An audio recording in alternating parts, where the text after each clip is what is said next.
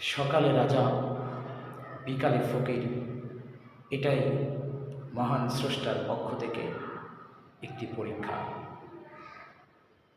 পৃথিবীতে কোনো পুরুষের হয়তো বাপ ডাক শোনার সৌভাগ্য হয়েছে, আবার কোনো কোনো পুরুষ জীবদ্দশায় শুনতে পারেনি তার বাপ ডাক। এটাও স্রষ্টার কাছ থেকে পরীক্ষা। যাকে মনে চায় তাকে তিনি সম্পদ দেন, যাকে মনে চায় তিনি সন্তান দেন।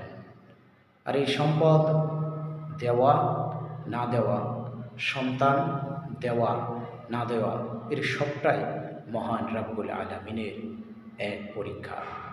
আল্লাহ সুবহানাহু ওয়া তাআলা দেখেন, আমি সম্পদ দিই নাই, তাতে আমার বান্দা কি আমার শুকরিয়া আদায় করছে? সম্পদ দিয়েছি, সে কি আমাকে ভুলে গিয়েছে? সন্তান দিয়েছি, সে কি সেই সন্তানকে আমানত স্বরূপ ভালোভাবে লালন পালন করছে? নাকি সন্তান দিইনি, সে আমার উপরে রাগ করছে?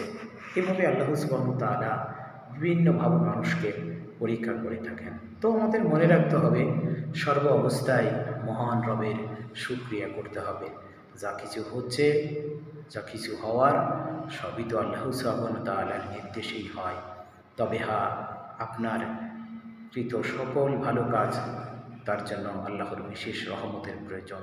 আপনার কৃত কোনো অন্যায়, তাহা শয়তানের প্ররোচনায় পড়ে আপনি করছেন, সেজন্য আপনাকে খোদার কাছে, মহান রবের কাছে ক্ষমা চাইতে হবে এবং আপনার সর্ব অবস্থার জন্য আল্লাহর কাছে আপনাকে শুকরিয়া করতে হবে।